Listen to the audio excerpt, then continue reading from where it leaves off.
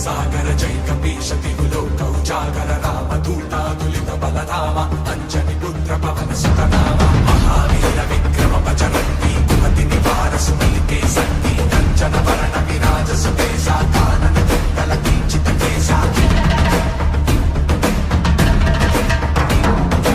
हाथ वज्र ध्वजा विराजै कांते जने भूषा जय शंकर सुवन केसरी नंदन तेज Pratap महाजगवंदन. So I think everyone here knows Shekhar well, very well.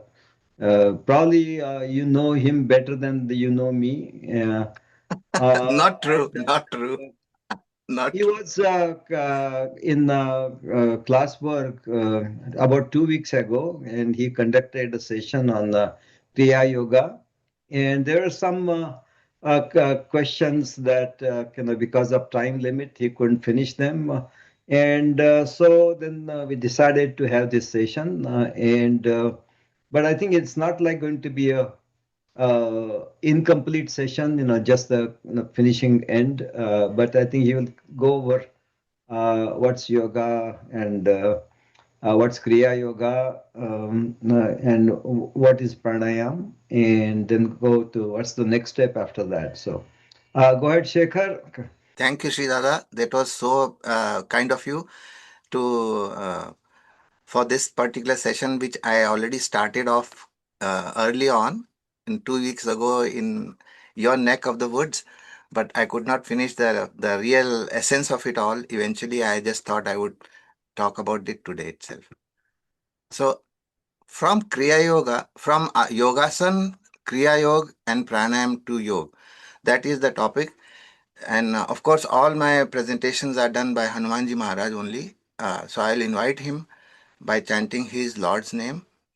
Sri Ram Jai Ram Jai Jai Ram. Sri Ram Jai Ram Jai Jai Ram.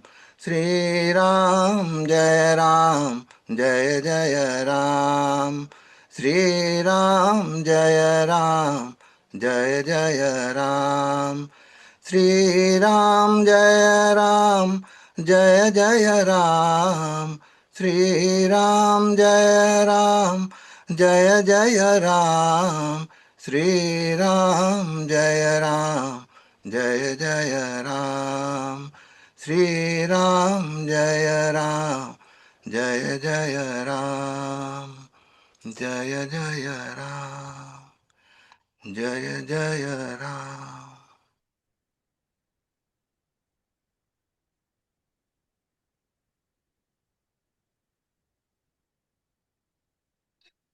So how many of us are already doing yogasan and pranayam? Almost all of us right now.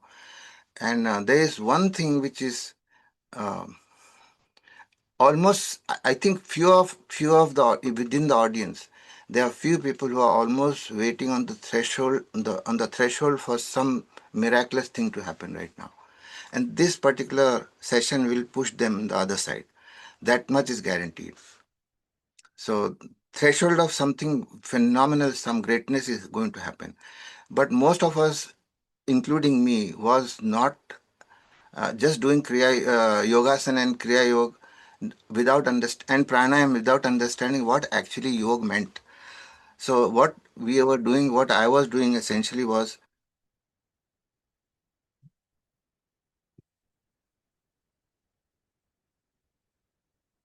using a spaceship to plow the field and to collect the corns. That's all I was doing.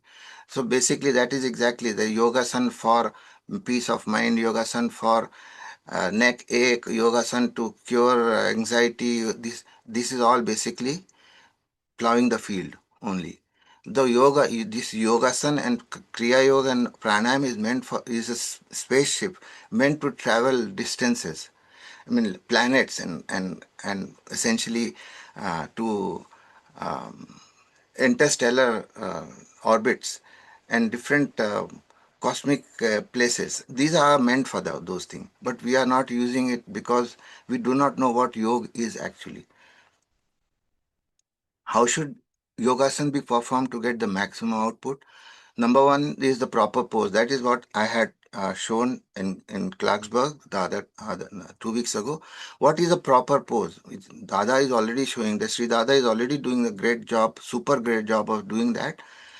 Proper pose, proper breathing. During the pose, you have to breathe in and out through Ujjayi, which is what gets the maximum benefit. Third thing is bandhas. Let's say if you are doing Surya Namaskar, where at every place, you are either breathing in or breathing out. Breathing in and breathing out is done by Ujjayi and doing the proper pose. And when you reach that particular pose, you have to do the bandhas, which I'll share later on. Also, I talked about how to do bandhas while you're doing these things. And of course, during the bandha, how do you do the antar kumbhak as well as the bahya kumbhak? And after that, the most important of all is shavasana. I seriously, I admit that I was not doing shavasana for several years, few decades, that I did not understand the importance of shavasana. Oh, I'm fine, shavasana. What is that shavasana is about? Shavasana is where everything happens. All the benefits of the yoga in pranayam and ujjayi breathing and kumbhak and bandhas happens in shavasana only. Benefit happens there. Otherwise, it's almost like going to gym where you just sweat a lot and then go home and nothing happens. And the benefit is only that your muscles become strong, but the inner chemistry never changes. The inner neurogenesis never changes. The inner system never changes. So that's the shavasana's job is to make things happen. Now this is shavasana, and this is your yoga, different yoga, and this is shavasana, and that's the pause that we have to learn from shavasana. Shavasana is the pause after the activity. In our heart also, heart is constantly active, but there is always a pause between two beats. That pause is essential. That pause is what causes the heart to beat forever, from the childhood till the last moment. Every electrical activity in the nerves also uses pause. A sentence, when it is written down, has a pause between two words. Music also is. The beauty of the music is the pause. So pause we have not understood, especially that shavasana is the pause that we must. There is no, oh, I'm busy, so busy, I cannot do shavasana, so bad. I'm so sorry to hear that. That's it. Atha Shavasana. And Hatha Yoga Pradipika talks about Shavasana. Very, very important. I think everybody should read Hatha Yoga Pradipika for the nuances, for the small things that we are missing out on doing yogasanas. Shavasana is a motionless posture for meditation after yogasana and pranayam. So after yogasana and pranayam, especially the Ujjayi pranayam or any other pranayam, Kapalbhati, all that tremendous energy is generated. That needs to be calibrated or equilibrated throughout our body. Otherwise, it gets dissipated and it doesn't help us. Right? Shavasana involves lying flat on your back, motionless, like a lifeless body. This posture helps eliminate the fatigue and promotes mental relaxation. So now if somebody says I'm great at doing shavasana, I'm so lazy, I just do shavasana only, I don't do yogasana, it doesn't help that person somehow, because you have not created the energy for discipline, for uh, to get it calibrated throughout the body. That is the problem. Shavasana helps do that. It is considered the most effective asana for achieving deep rest. So people who have had lot of challenges of stress and other things, they may say that I am not, I'm doing all the. So most people I know a couple of friends who do jogging or went to go to gym and do a lot of, and after that they come back home and take shower and that's it. But they never feel the deep rest ever. So what is yoga anyway? Now, these are the two references. I sincerely hope everybody should have the copy of it and read it with a marker. This is unbelievable manual. Now, different scriptures talk about yoga as what it is all about. Vedas talk about Upanishad, Bhagavad Gita, Patanjali Yoga Sutra, Hatha Yoga Pradipika,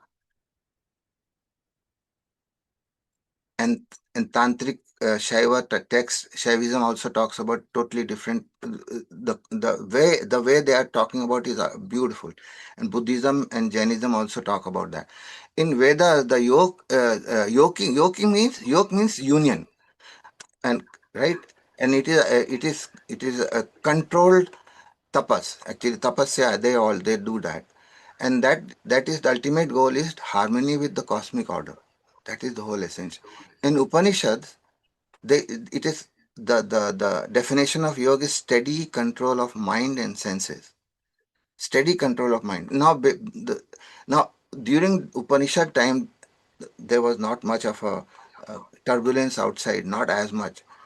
But right now, the turbulence started in basically big turbulence started in Mahabharata time, and that's why Bhagavad Gita talks about equanimity, skill in action, devotion, knowledge, all the different yogas. Yoga is there in Bhagavad Gita, and that basically is to uh, arrive at the union with the divine, right? And to attain moksha. What is moksha? Moksha is not something. It is moha ka kshay. Moha is delusion. Kshay is destruction of delusion. That is what moksha means, right? So, in Patanjali Yoga Sutra said, cessation of mental fluctuation. Different vrittis are there. Vrittis means is fluctuations, right? Lot of fluctuation, mental fluctuation. How do you calm that down so that you can attain the same thing? Now, in Patanjali Sutra, we call it kaivalya. Basically, it is all moksha only. Moksha means annihilation of the delusion. That delusion means the biggest delusion is, as per Hanuman Chalisa, is that I am the body. I am the body is the biggest delusion. The moksha is what? That I have a body. That difference is, once that difference is known from all angles, that's where it's at. So moksha is basically annihilation of delusion, right? Hatha Yoga texts like Hatha Yoga Pradipika and other ones, they talk about union of prana and apan. Prana and apan means inhalation, exhalation. Once union of that happens, that is the space between inhalation and exhalation, right? The space between that. So when you are in samadhi state, that particular inhalation and exhalation is so slow that you don't even know that you're breathing. That is kind of a samadhi state. In tantrics, there it's all about the jiva and shiva union, and Buddhist is transformation of consciousness and ethical conduct. That's what it is all about. And nirvana is essentially all the goal is exactly the same, but they have different names to that. Bhagavad Gita says, Yogastha Kuru Karmani Sangam Tektva Dhananjaya Siddhaya Siddhayos Samo Bhutva Samatvam Yoga Uchyate. Samatvam Yoga Uchyate means equanimity in your mind, complete, no fluctuation, no turbulence. Now, if you try to understand neuroscience, it is the samatvam yoga uchyate means the left side of the brain and the right side of the brain, which is left side is logical and the right side is emotional. If that is steady, which means there is a beautiful connection, the corpus callosum, the big fiber which connect the right hemisphere to the left hemisphere and the left hemisphere to the right hemisphere, that when it is sending equal amount of signals in each directions, that is called samatvam yoga uchyate, right? And yoga karmasu kaushalam. When you do very fantastic job, that is called yoga, because when you are doing that karmasu kaushalam, outstanding job, whatever the job you are given, that is called yoga, because that time you are not thinking of anything else other than just being there. But that when you are doing the job that well, you are right there in the present moment, 100% present moment. That is all yoga is in Bhagavad Gita.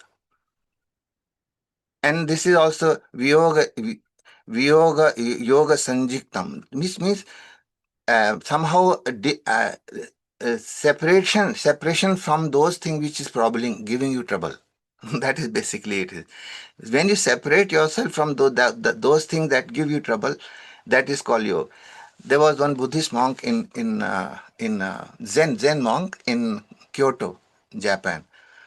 So he was coming from his hut into a small monastery which is close by for the students to come and all that. So in the meantime, he was eating a big bowl of red hot peppers. He was eating one after another, and he was sweating left and right, and he has his blood coming out of his eyes and all. His students came and he said, "Master, what are you doing?" He said, "Can't you see I'm eating red hot peppers here?" So I said, "Don't you think they are red hot? Do you know that?" I said, "Yes." "Why are you eating then?" I'm just eating to find out if there is any sweet one in that one. So that is, which means that is, he said, "Master, you should know this." I said, "That's what I have been telling you. Separate yourself from that which gives you trouble." That's what it is. Yoga is, don't worry about that. Don't, when you know that is giving you trouble, why are you going to that again and again and again and again, hoping that someday it will be better? No, it won't be better because it is not supposed to be better. And then Patanjali's yoga, sage Patanjali talks about yoga, chitta vritti nirodha. Chitta vritti means fluctuation of mind. If the fluctuation of mind is cessation of that happens, then you are in yoga. That's what it is. Now, why are we doing the yogasana then? Question is very true, good question. Why are we doing yogasana? Because we have not trained our body. That's where we are at. We don't know mind. We have never seen mind. We only can, we have not even seen the thought, but it gets bothered. Thought comes. So how do you get to that chitta vritti nirod? We don't have any knowledge about what chitta is, but we have a knowledge about body, right? Yes. So what happens if you calm the body? The mind always automatically gets calm. That is the reason for yogasan. Yogasan, the real reason for you doing yogasan is to tire your body such that it can stay put still at one place. Because if you cannot still your body, then mind will be in fluctuation. So there is a relationship between body and mind. So if you calm the body, mind will get calm. Alternatively, if you calm the mind, and the body will get calm. Now there is a link between this and the pranayam does the job of it. Pranayam does the job of it. Turbulent mind always have high fluctuated breathing, like 15, 20, 30 beats cycle per minute, breathing cycle, right? But a calm mind has 3 or 4 maximum breath per minute. So if you can control your breath through very regulated breathing, that is the real pranayam happening. And actually Kriya Yoga does the same thing. Kriya Yoga does both from yogasan point of view also and from pranayam point of view also. So both the points of view are merged into Kriya Yoga. And of course, yogasan also does the same thing. You do the position, the low and the pose and all that, and you do the breathing also simultaneously. So yoga means union or integration, the state of being yoked or steady, the goal itself. This is the goal itself. A chitta is mind stuff, the field of the mind including memory, ego, and intelligence. This is the field of the chitta is a big subject, actually, very huge subject. Someday I will talk about that. But it just to give a brief snippet of it, the field of mind, chitta, right? And vritti is whirlpool fluctuation, lot of thoughts. They in neuroscience they call it default mode network.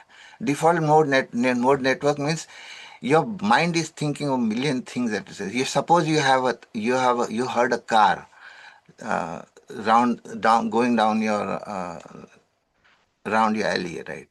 And and that has a particular kind of a sound of the horn, right?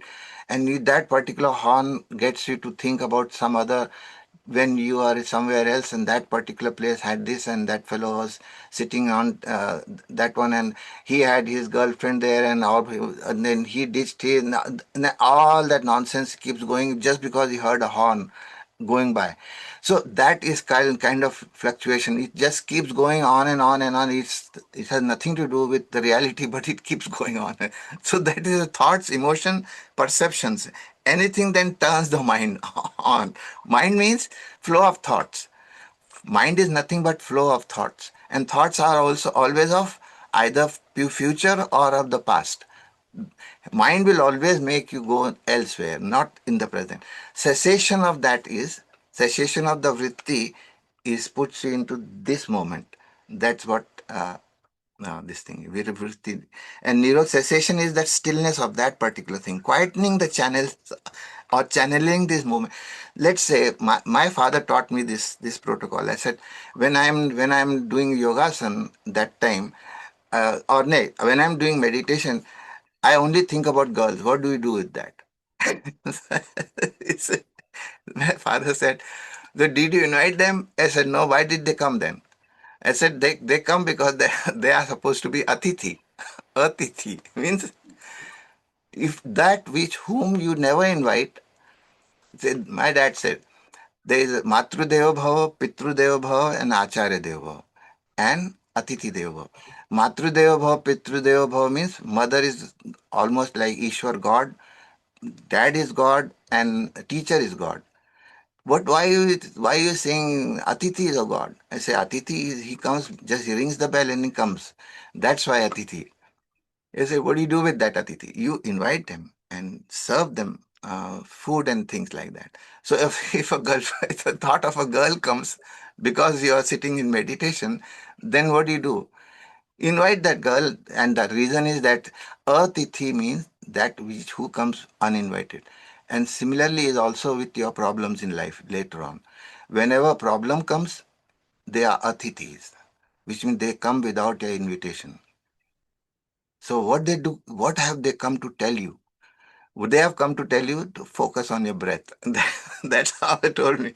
So the idea is, if Atithi comes, they come here to tell you that you need to focus on your breath. So whenever a thought of a girl comes, concentrate on your breath. That's all.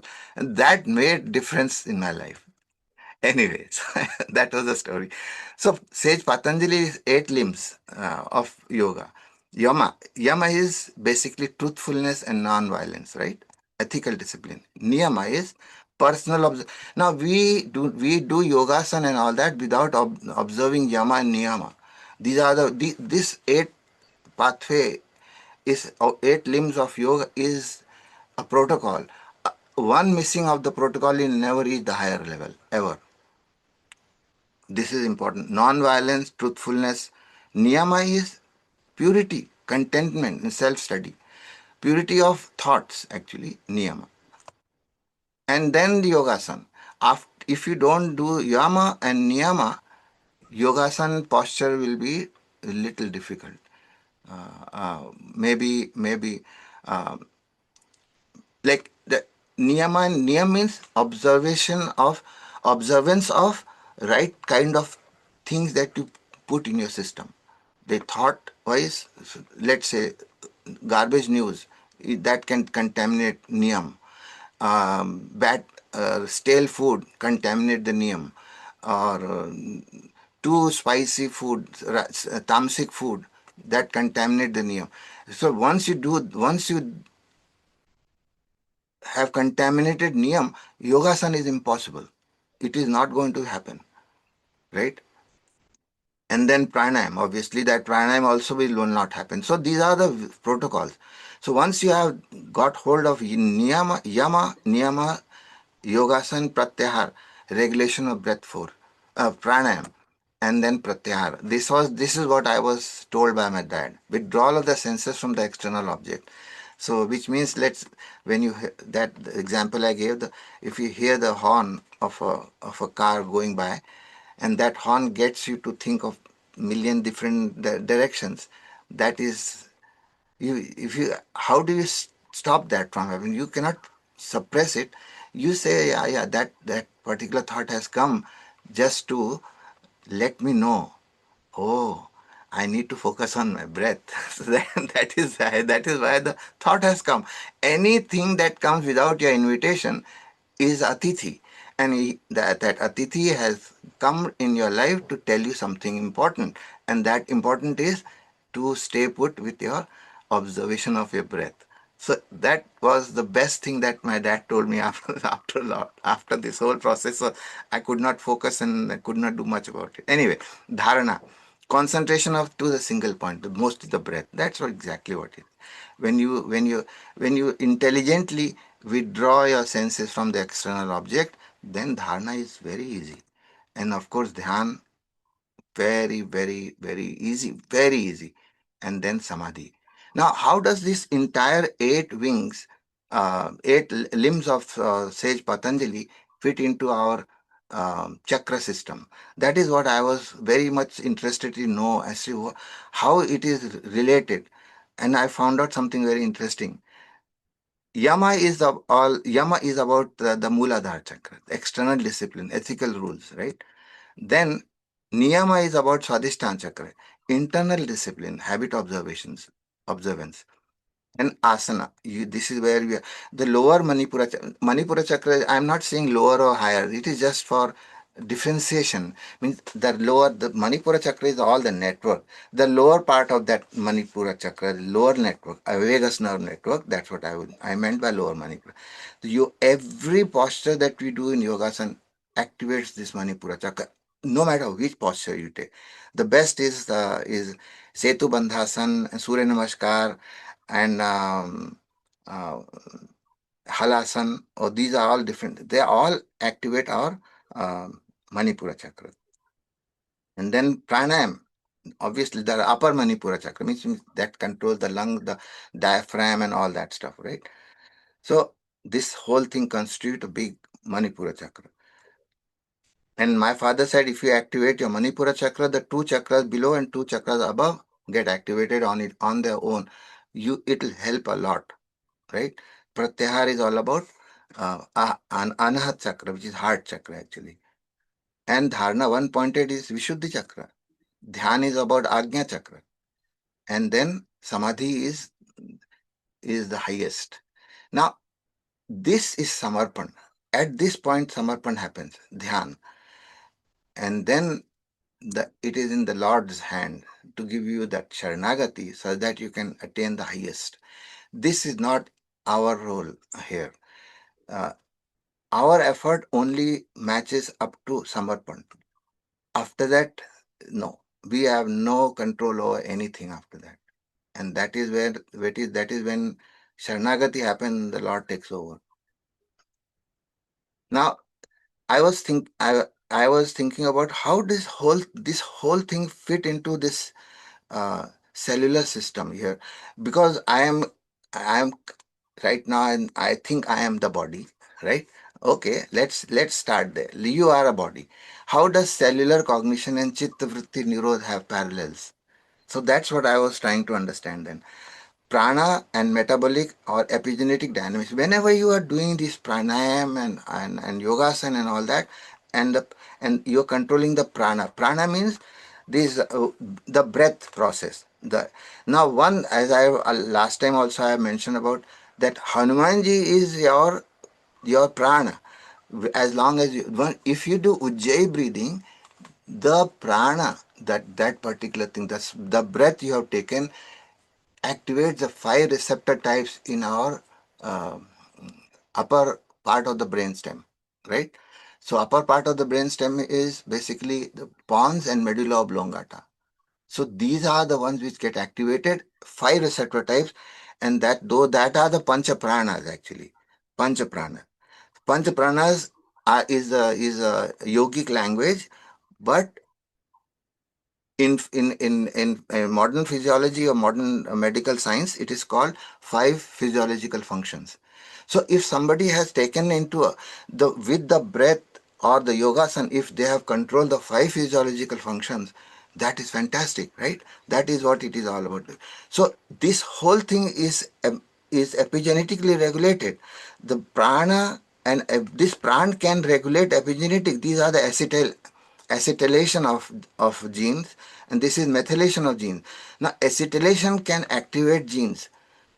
Now, if there's somebody has a incoherence happening, it's when the signal coherence is happening, methylation and acetylation can control the genes at a steady state, right? Now, if there is an excessive acetylation going on, which is activation function, aberrant gene expression will happen. For instance, cancer genes can get upregulated for no apparent reason. Why? Because the prana was problematic. Alternatively, a suicidal thought is also regulated by prana, because that fellow is having extreme methylation, which means depression of gene function. So excessive methylation can cause depression, right? So if the pranas are not in control, then that is called signal incoherence. And of course, this entire thing is imprinted epigenetically, and epigenetics control the metabolic dynamics also. And once this is controlled, this whole entire body is, you are not aware of your body after that. You start with the thing, I have a body. But how many times you have a car? Do you think all the time about your car? No. Only when you drive it, right? The rest of the time it is sitting in the garage. The same thing is with the body. Yeah, I have a body, but it is sitting somewhere. Because of signal coherence, this only can happen. The body awareness will disappear if you have pran under control. Now, this pancha pran, which means five physiological functions, only have diseases in them: cardiovascular, neuroimmune, digestive, excretory, and respiratory. This is all the five diseases out there. So, if you can control your pranas by proper breathing pranayam, which means from Shwas Pratishtha to Pran Pratishtha. When you are just breathing, it is Shwas Pratishtha. Once you have gone into Pran Pratishtha through pranayam, then only the body has become deity. Right? Right now you have a body which is not deity, which means you cannot call that body Aham Brahmasmi. But once the pranas are controlled, then you can call yourself as Aham Brahmasmi. Till then it is theoretical only. Now this is what fluctuation is. Cellular cognition, see, not just the brain cognizes thing. It is not the brain cognition happening, but there is a cellular cognition also. And the yoga has figured this out. This is the beauty of it all. When the signals are incoherent, let's say this part, cells fluctuate. Now this fellow was happy fellow, right? Just sitting nicely, sweet looking cell. Incoherence happened, now it is out of control. Now this is called vritti, cell fluctuation. This fellow is out of control, and he did yogasan, pranayam and all that. Now it is absolute coherence is going on. So that is what, when signals are incoherent, cell fluctuate, activating stress pathways. That is the first thing that causes inflammatory cascade or erratic firing or ripples in consciousness. This is misery. This is pure misery. At a cellular level, misery starts. Remember that. At the DNA level, misery starts, and that is exactly what yogasan and pranayam solves. It is at that fundamental level it goes and solves it. Not like popping a pill and say, I'm done, man. I have headache, I pop a pill. No, you got go to the fundamental particle of what the headache is all about. It is this incoherent signaling that is going on. And that is what we need to worry about. Okay. Biological correlates of prana, sanskars, pranic flow, and disturbed prana. These are different pranic concepts, and the biological correlates are like this. If prana's vital energy is okay, then it means that metabolic flux, ATP production, redox state, and oxygen utilization is its optimum. Right?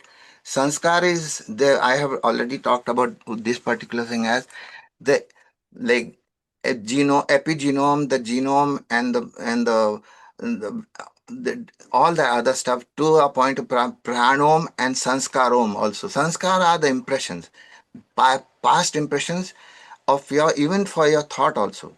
So DNA methylation is that particular sanskar that I was just talking to you. Acetylation and methylation, histone acetylation and histone methylation is, and DNA methylation are the key epigenetic markers for sanskar to happen, and this is transferred from parent to the offspring.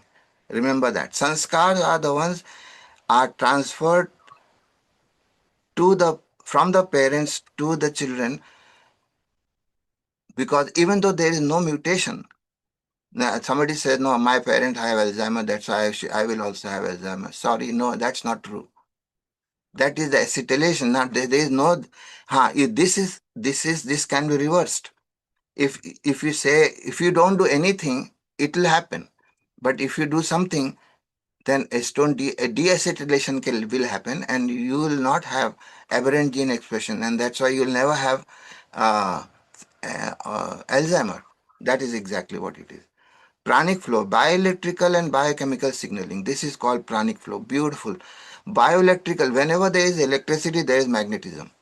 In the Faraday law of electromagnetic induction, you know that one, right?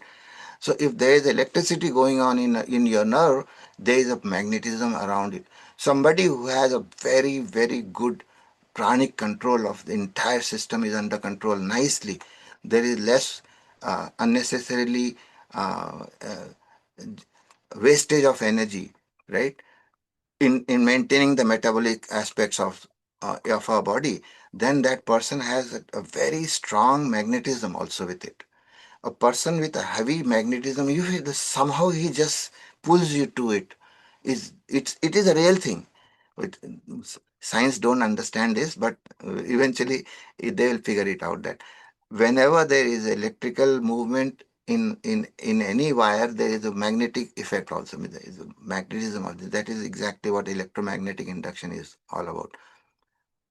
So bioelectricity also is happening, and that is the real vagal tone that goes to the brain and affects those thalamus area and all that. So this is extremely important thing. Pranic flow, disturb prana. If the pran flow is not, is some stuck, obviously the magnetism will not happen there, right? So it's stuck. So whenever this is basically disturbed plan is inflammatory cytokines. Inflammation happens. And this is stress related. Oxidative stress, mitochondrial dysfunction means lack of production of ATP, adenosine triphosphate, the energy molecule. So disturbed prana causes all the difficulties in our life. If we do not understand stress, this is right now disturbed prana is the super pandemic of this world right now. The thing is, it does not have it doesn't show up, but it is right there. I have seen people.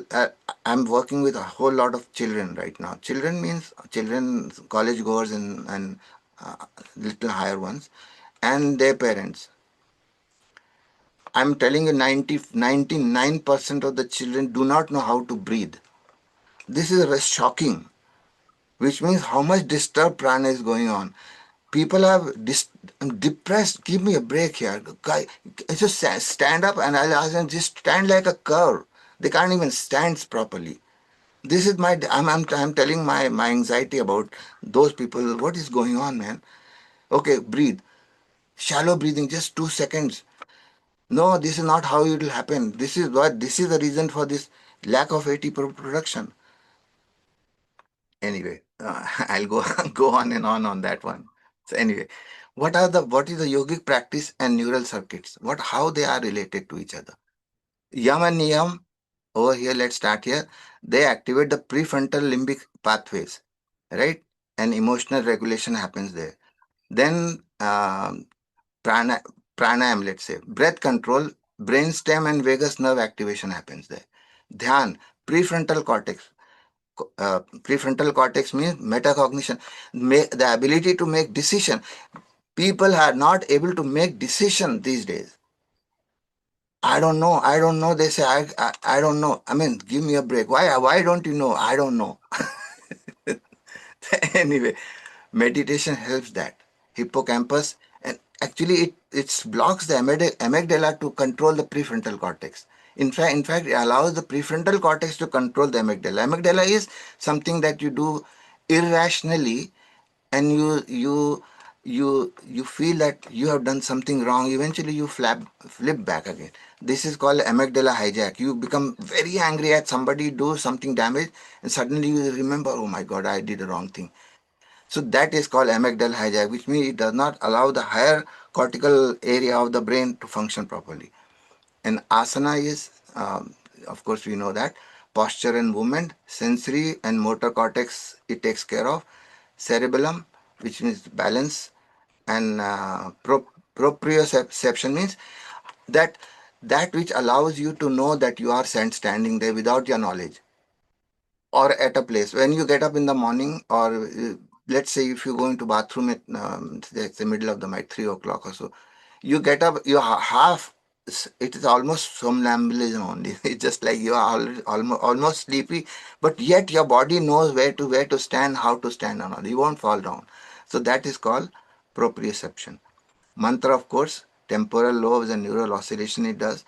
So all this yogic practice helps in the neural circuits, and they take care of you. Pranayam, breath regulation, dhyan, asana, all that stuff is there. Yam and niyam, I don't want to discuss this whole lot.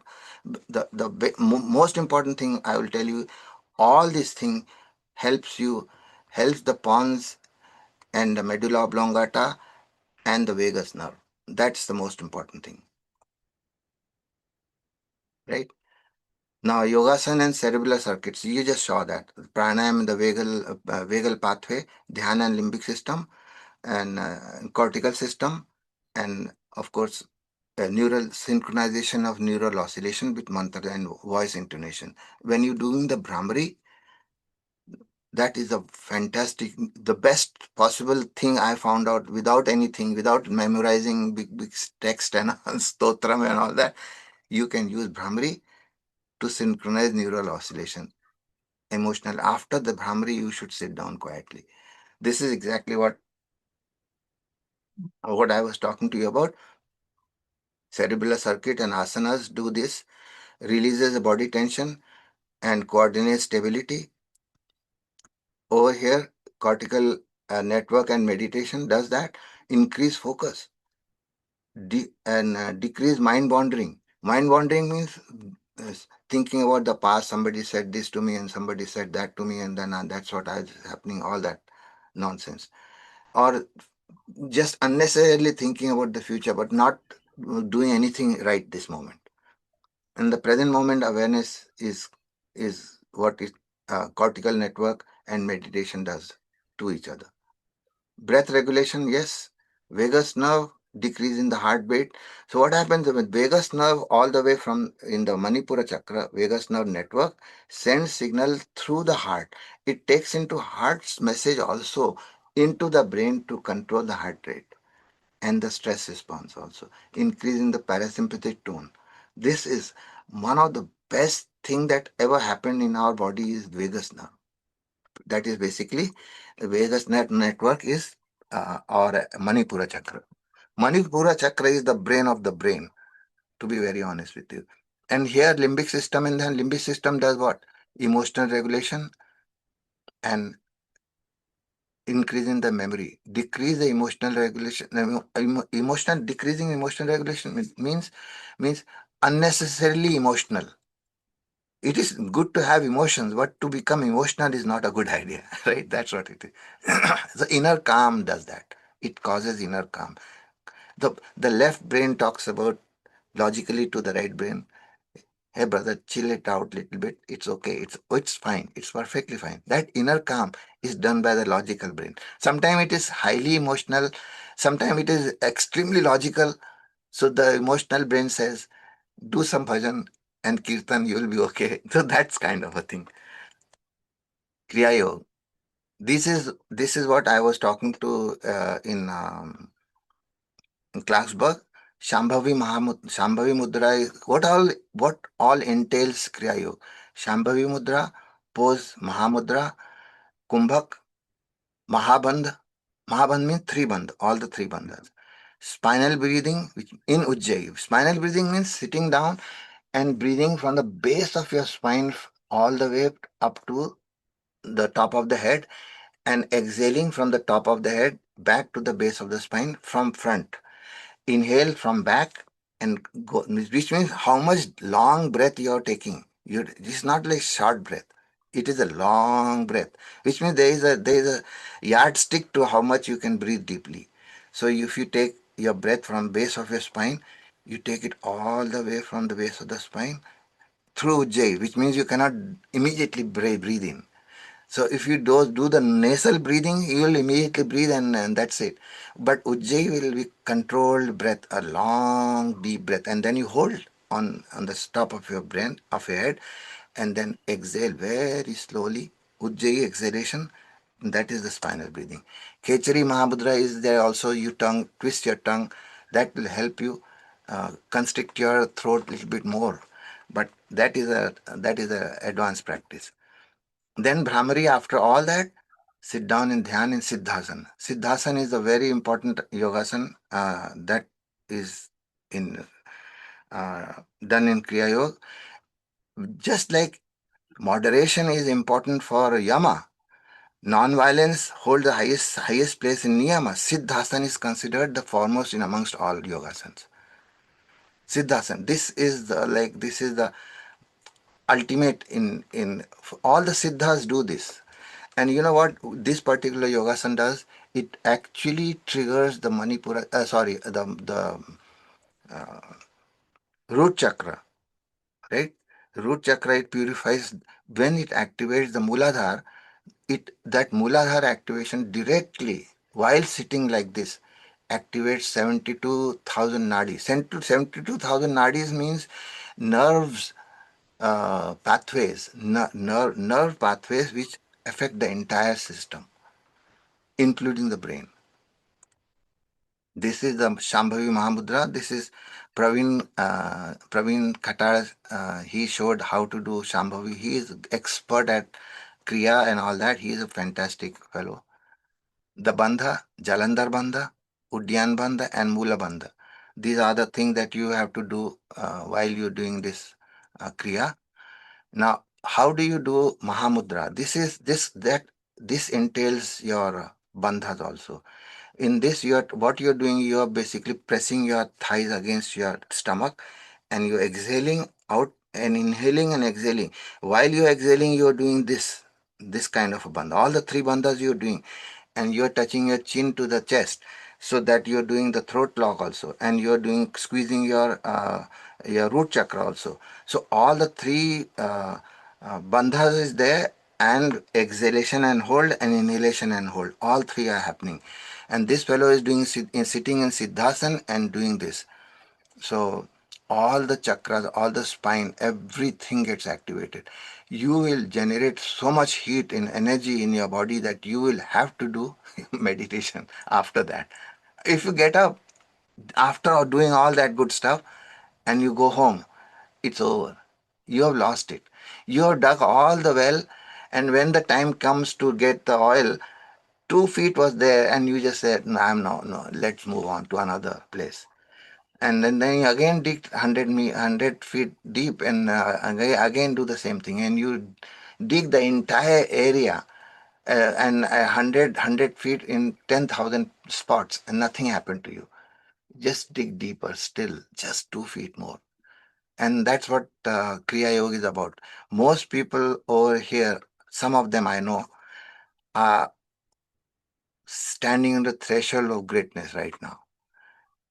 All they have to do is just dig deeper, just 2 feet deep, just sit longer in Dhyan. This is how they take. This is inhale from dorsal side, exhale from ventral side, and then keep repeating this cycle over and over and over in Ujjayi breathing and Shambhavi Mahamudra and Khechari, and whenever the inhale, hold, exhale, hold, and all the time doing the bandha also if you can. This is Khechari Mudra. I, it is tough. I cannot do third and fourth stage, so So this is twisting your tongue so that you can constrict your airway, so that you can basically activate all the five receptor types very robustly, right? So that you can control your five different pranas. This is what it is, and sit in dhyan. And that is the beauty of dhyan is, if you have not culminating your kriya practice with dhyan, it's just like wasted effort. Do not do that, please. This is what I learned. I don't know how. Lord help me with helping me to sit in dhyan little longer, just little longer. Do it. And in yogasan, do shavasana. Without shavasana, yogasan is wasted effort. So yogasan, shavasana is necessary. And in kriya yoga, if you do kriya yoga, then you have to do dhyan. Must. It's a must. And then why? Because this is the dynamic internal process. Activation of internal energy is so much high. I was doing a workshop in San Jose, California. There were about 78 people showed up that time, and I told him. I mean, it was quite cold there, not necessarily like Chicago, but relatively cold. And I said, "Who wants to sweat right now?" Two, three people raised their hand. I said, "Okay, let me come." It was, I said, you take off your sweater or whatever that you're wearing and let me see. Two Surya Namaskar the right way, and they were sweating. Honestly, they saw the sweat on your, and they could wipe their head. That kind of energy is created. If you do the yogasana the right way, you will sweat heavy and your body is warm. That gives you heightened awareness. And Shavasana and Dhyan does this, it is a state of profound stillness. This is a phase where integration and assimilation happens. Actually, the body's integration, body cell talking to other cells and sending signals and doing the cognition and all that good stuff that I discussed just before that. That is what is happening during in shavasana and dhyan. We think that the mind is getting, because the energy is not wasted in unnecessary thoughts. That's why the assimilation and integration of the entire stuff happens. And now, whatever the experience that we have had, that needs to get percolated in our physiology, right? Otherwise, what is the use of doing all that? Our physiology, which means five physiological functions, the pranas has to be controlled. Because of that, once you have controlled this is what it is so critical. Number three, transition. This transitions the temporary experience to a physiological trait, which means pancha prana are controlled now in this medical. Okay. If Shavasana is not done after Yogasana or Kriya, it leaves the nervous system brittle or overstimulated.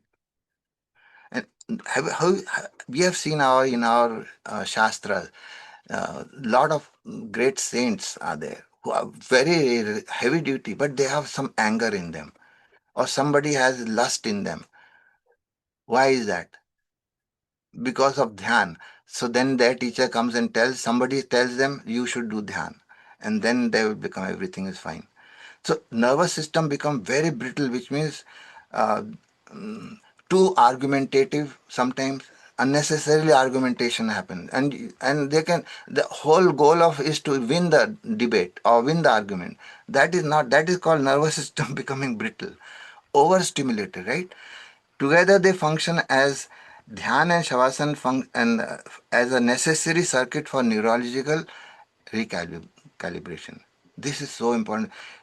Recalibration of all the energies. It is not dissipated, but it is used up by the body's system. So, Kriya Yoga is a sophisticated protocol for autonomic nervous system modulation. So, autonomic nervous system modulation means that nervous system which is automatically doing the job. Like heartbeat is already doing the job, breathing is already, digestion is already taken care of. It's doing it. So you don't know, don't mess around with that. It's doing it. And how do you make them do the best, robust possible way? Is through Kriya. Vagal signaling and the inflammatory index. Now, Kriya Yoga directly stimulates the vagus nerve. Of course, yogasana also do the same thing. All the yogasana do vagus nerve activation. There is no problem with that. Now, when you're doing the dhyan, it is not just relaxation, it is toning the nervous system also.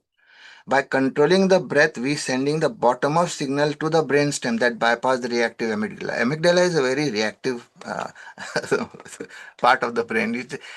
Somebody just suddenly gets angry. Gosh, what did I do wrong?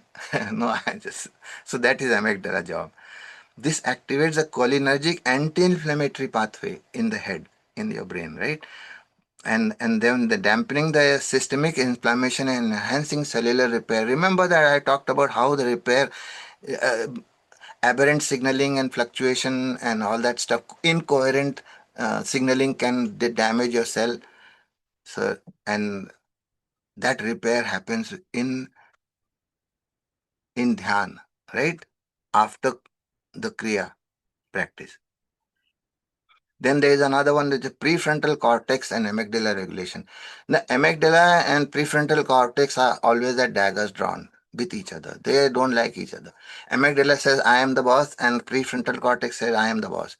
But if you do the yogasan, kriya yoga, and all that, amygdala will say, okay, you are the boss.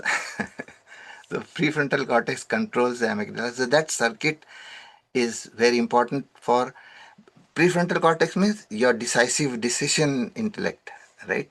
Now, sometimes you get stressed and then amygdala takes over, right? But if you are doing yogasan, what you're doing is, or when you're doing the kriya, kriya yoga, what you're doing, you're very slightly punishing your body at will. At will, you're trying to punish the body at will, but you know that immediately after that pressure or stress, you will be relaxing. So what happens is you're training your body to maintain that particular the scenario that whenever there is stress, I will relax. Whenever there is stress, I will immediately relax. So stress means relax. That's exactly how you train your brain to. So that is called stress inoculation. Small amount of stretch. You stretch it. That's why the teacher, our Sriji, he says, no, just little bit more. I know you're doing great. He never discourages anybody. You're just doing great. Just stretch, just a little bit. Yes. Now you relax. Just stretch. Next day he'll say, okay, what you did yesterday was fantastic. We just more, little bit more. So he keeps doing it, and then finally you see a person is having a fantastic flexible body.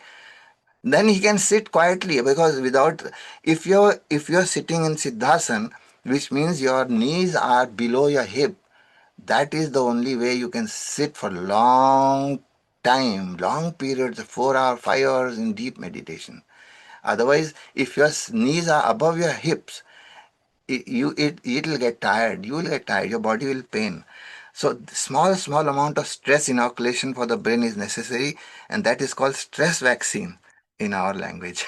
Anyway, rhythmic kriya, heart brain coherence. Rhythmic kriya causes the resonant frequency breathing. Resonant frequency breathing means zero point 0.1 hertz, very slow, right? And then that particular activates your what? Your Manipura chakra or the vagus nerve network on your abdomen. That sends a signal to the heart, and then the synchronization of heart rhythm happens, and it goes to the brain. Now, initially, brain will have alpha, beta, and all that waves, which are high fluctuation brain. Uh, then after that, it goes to uh, the heart and the brain are in sync, are in phase, they call it, and the nervous system enters a state of high efficiency. High efficiency means you can focus, you have a creative thought process going on, and the reduction of the neural noise, clear cognition happens. And that, remember, the brain cognition come from cellular cognition all the way in the body. Remember, all the pancha pranas which are regulating different cell types in the body, they send the signal directly, and then only clear cognition will happen with the brain. We think the brain has everything is cognition is happening in the brain. No. Brain is the manifester of, it only manifests what is already in the body. If the body is under zero cognition, the brain will not help. So that's what neural noise has to go. And then there is significant reduction in metabolic cost to maintain body's equilibrium. Now, what is metabolic cost to maintain body equilibrium? Um, Basically, it is like, say you have your pancreas is not happy today. Incoherent signaling happens. How incoherent signaling happens with pancreas? You ate too much sugar. So pancreas is creating more insulin, right? So what is happening? The insulin is excessive insulin will cause inflammation. That is now anti-inflammatory molecule will come to. So that is the metabolic cost to maintain body equilibrium. If you do mess up one thing, you are trying to. The body is trying to control that thing by creating something else, and then the mess, right? Then if this is not, if everything is under control, metabolic cost is under control, neural noise is under control, heart brain coherence is going very good, heart rhythm is going great, and the rhythmic breathing, two breath per minute is going on with you. That is going to create tremendous amount of neurogenesis in the brain, right? Those areas which were, every cell dies eventually, neuron also dies, but there is no repair. This particular thing repairs neurons. And remember, we have had a session on Brahmari Pranayam. Brahmari Pranayam has a fantastic way of creating new neurons in the brain. So that's why yogasana or kriya, whatever that you do, end with Brahmari and then sit quietly. So this is exactly what the process is, multi-processing. This is gamma waves, beta wave, alpha wave, theta and delta. The process is from here all the way up. This is coherent state, resonant kriya, they call it, right? And the incoherent state is default mode network, means uh, one thought comes and the other thought, contrary thought comes and impinges on it. So you are wasting energy only in creating intention and counter intentions only. That's this is beta, right? Now this is alpha, that over delta, and actually in delta is almost like just steady state. You think that you're breathing, but you are not breathing. Your heartbeat, people will say, my goodness, this fellow is clinically dead. This is what happened with Sadhguru in England. Somebody said, okay, do the meditation. He did all the brain scan and all that. The delta waves were there. And after that, even the delta waves were lower and lower. And he said, you were clinically dead. He said, he was not dead actually. He had suspended the entire body function. Pancha Pran was in 100% in his control. That is what it does, Kriya does. Anyway, Shavasana and gut, the high stress default mode network, sympathetic, fight or flight, that is sluggish gut. Whenever you are in this high stress, gut is very sluggish. And your IBS, irritable bowel syndrome, and gas, and all that is because of stress. Coherent Kriya, if you do the coherent Kriya, vagal afferent will be activated, which reduces inflammation and has sharp introspection. And Shavasana Dhyan, this is very, very important, which is parasympathetic mode. This is sympathetic here and this is parasympathetic mode here. And nutrient absorption happens very nicely, and microbiome stability, because if you have excessive stress, the cortisol thus release kills all the bacteria in the gut. And the bacteria in the gut, if they are dead, what happens? They do not produce neurotransmitters which will activate the vagus nerve. So once vagus nerve is not activated, what will happen? Brain is not going to help you at all, because the brain depends on vagus nerve input from the abdominal area. Now, this is the intelligence. Our body is far, far, far, far superior intelligence than we thought. Right? Neural intelligence is, I'm just giving you three more major ones: neural intelligence, immune intelligence, and pranic intelligence, which controls this and this. Pranic intelligence control this, and other different functions. I'm just giving you neural and immune only. One of them. Pranic intelligence control on the other four or five physiological functions. The vagal function is this is fast track signaling, right? Immune signaling, immune function is vagal function, cytokine monitoring. So what happens is unnecessarily cytokines are inflammatory molecules and they are counter inflammatory molecules also. So if there is any hurt in the body means if the cortisol is released in the body, the first thing it hurts is your blood vessels, and that once that blood vessel is hurt, inflammatory cytokines comes to repair it, and that repair is done by, it tells the liver to produce little bit cholesterol, and that cholesterol is a plaster that you fill up to the holes in your arteries. The holes in the arteries are filled up by the cholesterol. So, and then if you constantly under stress, what will happen? The constant cholesterol will, the whole artery will have lots of patches of cholesterol, and that alters the blood flow. And of course, after that, the metacognitive outcome is, the HRV regulation, heart rate variability, pranic intelligence does that. Now, metacognitive outcome of these three are situational awareness, real-time mapping of internal organ state. You will know, you can talk to a liver or a kidney at will. I say, kidney, I think I am putting you under stress. What should I do? And sit down quietly. What should I do? How do I please you today? How do I make you happy? And the kidney will tell you. I mean, you have to get tuned to that, tuned internal tuning of the organs. That is what neural intelligence is. Immune intelligence is systemic integrity. Prevent the immune system from overreacting. Only yesterday I have met a person from California who was having autoimmune challenge and it was destroying his kidney. 50% kidney is destroyed. I asked what was the reason, and he told me, and that is the stress, pure stress, unnecessarily overreacting.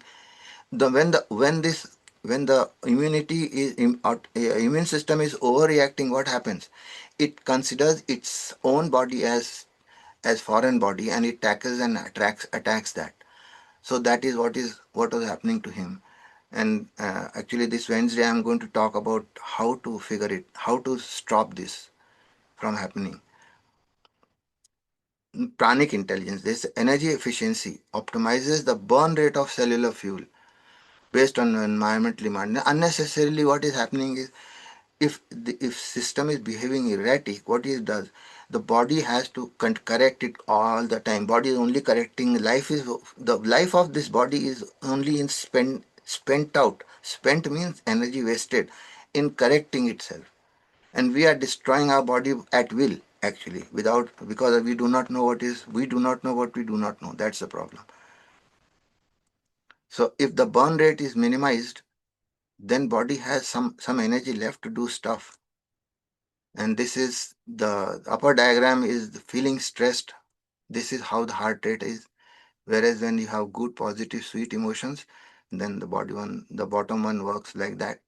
This ordered electrical pattern is the physiological foundation of calm, alert state that Kriya Yoga practitioners aim to sustain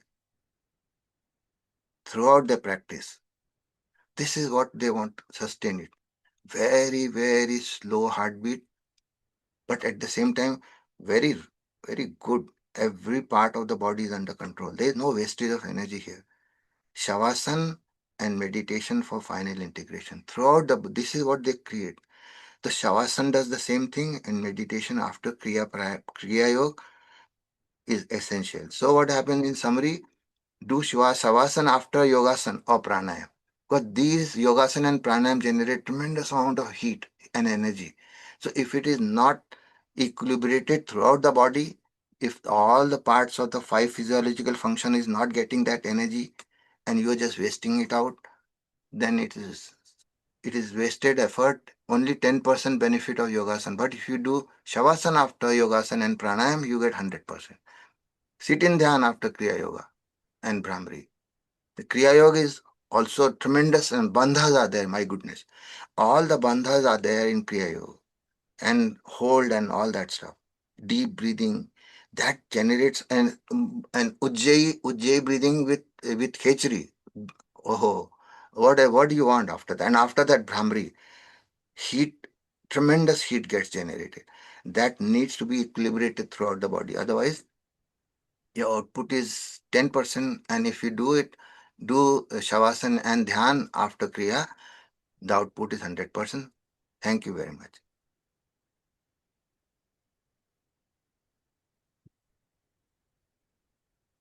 Can stop the screen share, Shekhar. Thank you. Yes, yes. Did I not stop? Yeah, now it is okay. Yeah, okay. Okay. Sorry. Let me just go into gallery view. Yes. So I have a couple of questions. One, I feel that engaging all three locks in any pose is not practical. For example, if you are doing Dhanurasana, that wheel pose, okay, to engage all three locks and still do Ujjayi breathing, and again, I'm not sure about the sequence that so you inhale You and yeah, then exhale, it's a and good question, Dada. Very good question. And basically what we do is not necessarily the entire lock the way it is supposed to be done. I mean, if you just do the lock while sitting, then you can do it. But all you do is just squeeze your floor muscles just half a second, 1 second. Just squeeze. And suppose you are doing this, you can't do any lock, right? Just swallow your saliva. That's itself will take care of this. And then you do the abdominal, just pull it inside. That's all. 1 second, not more than that. That is good enough to send the signal. The vagus nerve will figure it out. Just the small, other, yeah, just okay. small. Because in every pose, you can make a lock, not necessarily the perfection, but just little bit. That's why Uh, Kriya Yoga has a tremendous amount of locks and all that. They can do a lot of locks. Dada, I wanted to specifically point out here that certain poses, like Kaka mentioned, they cannot use locks. And I will specifically also specify which ones. And this is with reference to from the book Light on Yoga by BKS Iyengar. Page number 437 specifically says that Uddiyan Bandha should never be attempted during Antara Kumbhak. That is the interval between complete inhalation and the start of exhalation when breath is retained. Otherwise, it will strain the heart and diaphragm and the eyes will puff out. No, that is very true. That is very true. What I am doing is just just 1 second. Just pull your abdomen in. That's it. That much. In There are those cases, just pull your abdomen in, because what the antar kumbhak is in Hatha Yoga Pradipika, it says that inhale and hold and do the bandha, exhale and hold and do bandha. Both they say that. Dada, there is one more comment. This is from page 438 of Light on Yoga. Mm-hmm. There is a grave danger in attempting to learn the Udyan and Mool Bandhas by oneself without the personal supervision of an experienced guru 100% or correct. teacher. Yes. 100% Improper correct. performance of the Udyan Bandha will cause involuntary discharge of semen and loss of vitality, while that of Mula Bandha will seriously weaken the practitioner who will lack virility. Even the That is incorrect. very true. That's why it is important to have a good teacher to teach you those things. Yes. Yeah. Sorry, Dada, for my interruption, but that I wanted to point that out because some of the participants here are youngsters, right? So we Yes. just want to be sure that they're doing it That's why correctly. you need a very dedicated teacher to do that, to help you train that. Sure.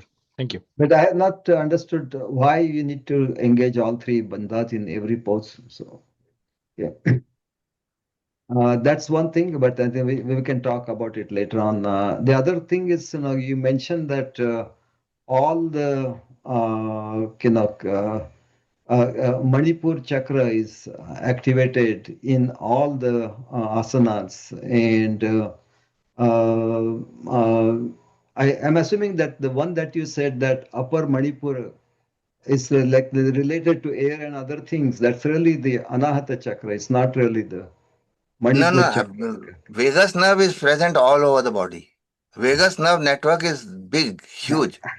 But I It is what I not think just is related to my Manipur. Manipura chakra in abdomen, that is the maximum network here. But heart also receives vagus nerve. yeah. Heart So is I mean, if you also say that controlled by yes, vagus all nerve. the vagus nerve is affected, in all the asanas, that I can understand. But Yes. the not the there are So many what happens poses. is, let me tell you exactly what happens. When the vagus nerve is the abdomen is activated, what happens? It sends its afferent fibers and collects all the information from the heart, from the lungs, from the diaphragm, and sends it to the brain. That is what I was mentioning. So the upper ups the I should not have mentioned upper and lower, but because upper means those afferent fibers of the vagus nerve which are going in heart and going into the lungs. That's what I meant. And diaphragm also. Right. So yeah, and there are poses like, for example, happy baby. So it's not really affecting any of the Manipur chakra as such. Yeah, I think Great. so. Right. So anyway, thank you very much. And If again, go ahead. Balasan, if you are doing the happy baby means like that mm, Yeah. back, sitting back like that, that is a relaxed position. That doesn't have any activation of any chakra. It is basically relaxation, pure relaxation. Yeah, but Happy it's a baby is a pose. It's a pose. relaxation Yeah. pose actually. Heavy It is a duty pose. relaxation Oh, pose. yeah. Yeah. It has nothing to do with activation of your chakras and all that. No, not at all.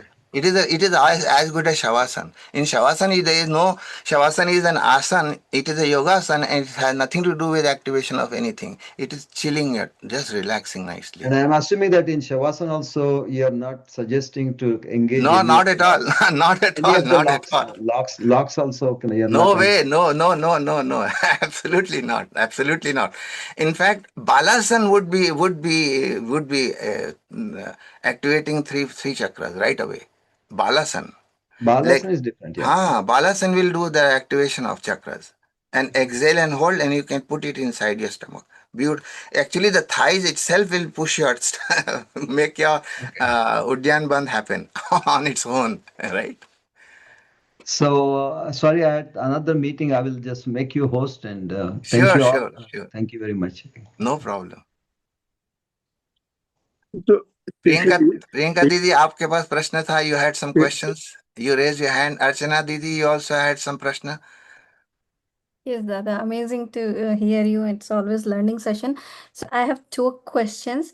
One is, most it's I hope it is not difficult right oh, so thing is, I have realized whenever we do exercise or any kind of intense workout or anything, and then we rest, whenever we rest, whether it's savasana or meditation, that is that it's more relaxing than 8 hours of sleep.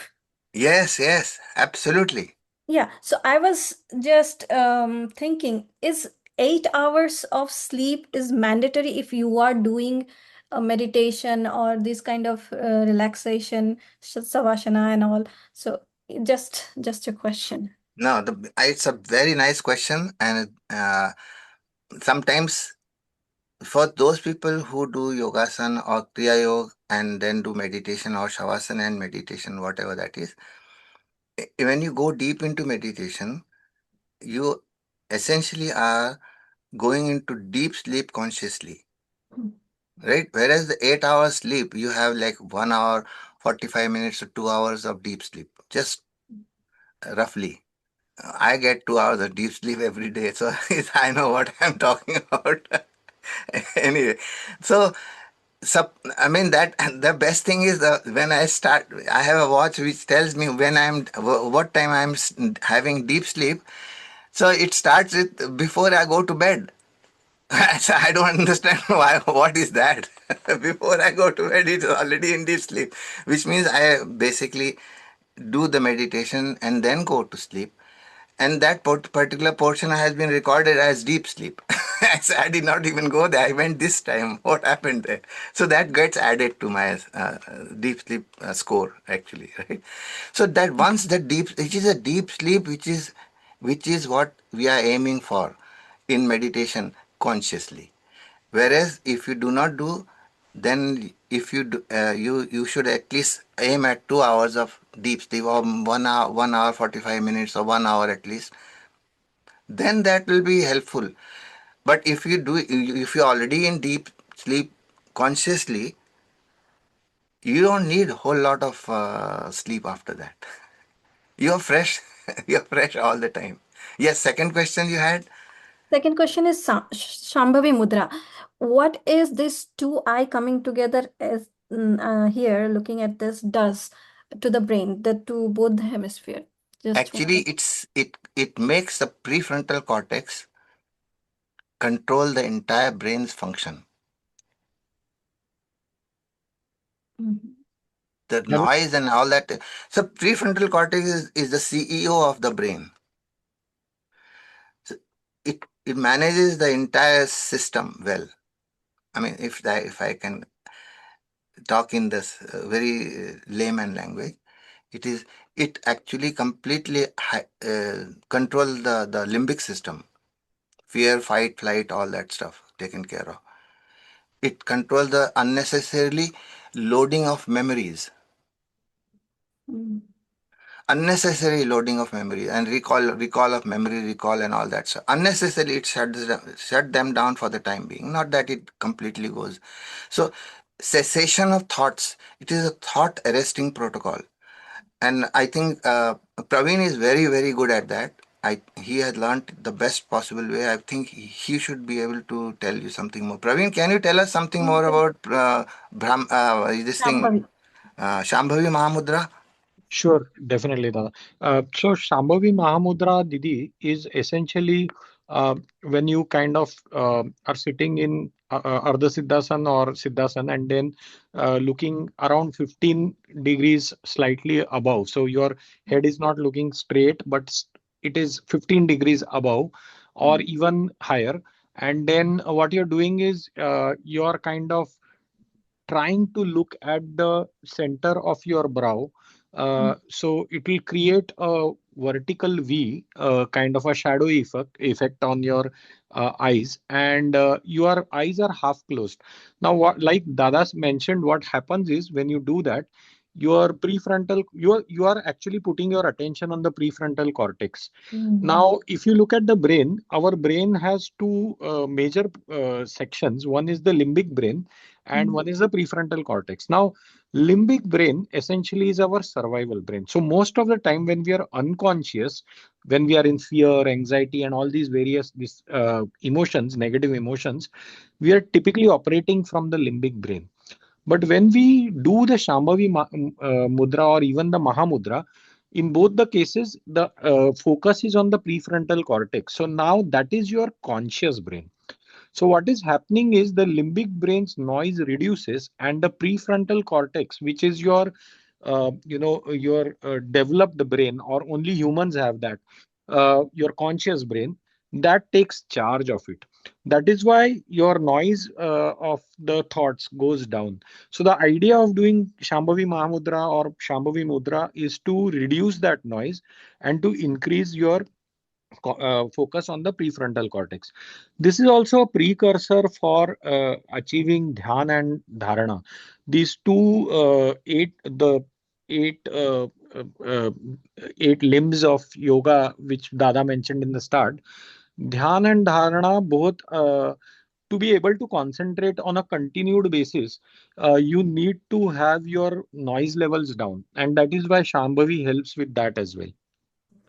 Awesome. Nice. Beautiful, Praveen. That was fantastic answer. Better than I could have ever given. Thank Thank you. you so No, much. Dada. Thank you. You're the best. No, Dada. Thank you. Archana ji, you have a question. Yeah, so Shekhar Bhaiya, so I have been what I do is like I do the yoga very little in the morning because I have to start my work at 7:30. So I do yoga for like 15-20 minutes and then I do the kriya and then dhyana. But I don't do the savasana in between then. So just the yoga and kriya and then dhyana. Is that okay, or do I have to do the savasana Mm, before I start the kriya? yeah, I think it should. You should do shavasana 4 minutes. That's it. 4 5 minutes maximum. 4 minutes, and after that you can do kriya, because what is happening is I was told by some very evolved um, yogi actually. He told me with every yogasana you should do one shavasana. After doing Surya Namaskar, do shavasana. After doing whichever yogasana you're doing, do shavasana as many times as possible. But it may be 2 minutes also, it may be 1 minute also, but do it. It helps regularize your system very nicely. So I would encourage you to do shavasana, and then again do kriya yoga, and then do dhyan. That's perfectly fine. But I would encourage you to do shavasana after yogasana, definitely. Okay, I have another two questions. So, the dhyana that we do, basically, what I've read and understood and heard so from so many people is basically removal of the thoughts, so the truth uncovers itself. I mean, you realize that's the oneness, the self. Realize that. So, doing nothing is what your mind needs to go beyond intellect and surrender to figure it out. But how do you get to that stage? Your mind comes in the way all the Uh, time, Just and even when you get a fraction of some feeling, your mind again starts thinking and tries to like figure it so out. what did my father tell me when I was Invite doing it. the yoga, when I was doing the dhyan? Is I told him my girls keeps coming in my mind. What do I do? I said, those are uninvited things, right? Whenever a thought comes, X, Y, Z, whatever the thought might be, Mm, some thought about the job, some thought about the neighbor, some thought about 10 years before somebody said something, and then that one, whatever. That is uninvited thought. That is the atithi deva bhava. So what has it come to tell you? It has come to tell you, pay attention to your breath. That's it. One simple thing. Just pay attention to the breath. Any thought has one message only and nothing else. Pay attention to your breath. So once you get that thing in your head, it is very easy. Oh yeah, again it has come, which means I'm drifting away from my breath awareness. So that's it. So simple. Uh, that Didi, one more thing I will add, and if you actually follow specifically Raman Maharshi or Nisarga Datta, uh, there is always this misconception where meditation is the intent of meditation or yoga or pranayam or anything else is to stop thoughts. Uh, the very basis of these Mahagurus' teachings are that you cannot stop thoughts. right. The process of creating thought is an involuntary process which does not include our discretion as such. So I just wanted to point that out because many a times we do forget this small detail and we try to stop the thoughts when we are in the meditative state. So just wanted to point that out. Yep. Thank Very you good, for that. Dada. Yeah. Beautiful. And one last question. So this is like kind of an extension to the previous question. But like when you get from dharana and to the dhyana, where from single pointed attention happens. So from what I've always seen, typically anybody who's enlightened or found the truth rather, other than somebody like Mirabai and Ramana Maharshi, for example, they have put in hours of meditations for months and years in their life, and then they were able to reach that state, right? Somebody like us householders, somebody who works outside, works at home, all I can do is like 30 minutes of meditation on a daily basis or maybe a little longer over the weekend. How do I ever get to that stage? I mean, is it even possible for somebody who is like so tied up for time? There Dada, was I will tell a very nice anecdote which was relayed to me by my kaka, which in the book chapter 9 is completely dedicated to his teachings to me. He said that have you ever been to villages? In village means my mother's home. My mother's home was in Karanja, which is in Akola district, right? So he said, "You've been there?" I said, "Yes, I have been there." Have you seen women taking 3, 4 jars of jugs? I mean, big containers of water thing, and they go to the well, and they fill up the well, the containers, one on top of the other, 3, 4 of them, and then they have one small baby also next to it, and they have 3 or 4 of their own friends. They are chit chatting and also at the same time doing everything. I said, you know what? There is some portion of the brain or the attention is always on all those jars kept on top of the head. At the same time, they're talking also and they're taking care of the baby also. So you're saying throughout the day you need to keep the focus. There you are. You That need to keep the meditation should focus not on be that. restricted to 3 hour or 4 hour or half an hour. It should be percolated throughout the day. That awareness of your breath, how long it takes. That breath is already happening. All you do is to become aware of it. That itself will take you to what is intended for. The entire scriptural world talks about that. Nobody in the world has ever attained anything unless they have mastered their breath or have had little awareness of that. Nobody has ever done that. Even the Raman Maharshi also attains that because of the breath process. Everybody has to have the breath going on. Otherwise, if you are only thinking about who am I, the breath will deflect you. If erratic breath will deflect you from there also. Thank you. Thank you. Bhavana ji, Yeah, Bhavana ji, namaskar. Anjali ji, and Sujna. 3 people have raised their Okay. hand. Bhavana आहे ji, का वेळ हा आहे का वेळ बोलू का मी हो नमस्कार बोला ना. ऐकू येते. हा हा ऐकू येते ना तुम्हाला हो येते, ऐकू येते. हा मला थोडासा विचित्र प्रश्न होता असा की कदाचित तो विचित्र नसावा पण मला वाटतं विचित्र आहे कारण की मला काय वाटायचं आतापर्यंत की आपण जेव्हा हा योगासनाचा व्यायाम संपवतो तो फक्त शवासनानेच संपवायचा असतो हो बस करेक्ट बरोबर म्हणजे आहे एकदम. पण मला काय वाटलं की मग शवासनानंतर आपण पुन्हा व्यायाम नाही करू शकत का दुसरे आसन का करू शकता. काय की प्रत्येक आसनाच्या नंतर पण शवासन करू शकता तुम्ही. प्रत्येक आसनाच्या नंतर 1 मिनिट 2 मिनिट शवासन करू शकता. प्रत्येक पण आसन बरोबर. पण ते खंडित होते ना आपली प्रक्रिया जी आपण करतोय व्यायामाची योगासनाची ती खंडित नाही होणार का कारण की नाही लक्ष होत. परत दिलं नाही ते इक्विलिब्रेशन मध्ये चाललं जाते. आपल्या शरीरच्या इक्विलिब्रेशन मध्ये पुऱ्या बॉडीमध्ये त्याची एनर्जी ओके डिसिपेट होत असते. Okay Instead of wasting it, you use it in the body's controlling the पंच प्राण 5 फिजियोलॉजिकल फंक्शनला कंट्रोल करण्यामध्ये एनर्जी चालली जाते. ते इन स्पट स्मॉल अमाऊंट मध्ये जात असते. बरं दुसरा प्रश्न असा आहे की आपण म्हणतो की जेवणानंतर किंवा अन्नप्राशन केल्यानंतर वज्रासनामध्ये किती वेळ बसावं किती वेळ बसा तुमच्या त्याच्यावर आहे, डिपेंड करते किती वेळ बसू का बसायचं किती हे वेळ आपण इम्पॉर्टंट आहे. बसू वाय शुड शकतो you sit in vajrasana? Because what happens is when you are sitting in Vajrasan, the blood that is going into your limbs, the lower limbs, is stopped relatively less. That's why तर आपल्या सुन्न होते पाय ना बसल्याने जेवल्यानंतर बसल्याने वज्रासनामध्ये सुन्न होते पाय. So that सुन्न तो झालेलं म्हणजे व्हॉट इज दॅट सुन्नता is beer less blood supply. That's all.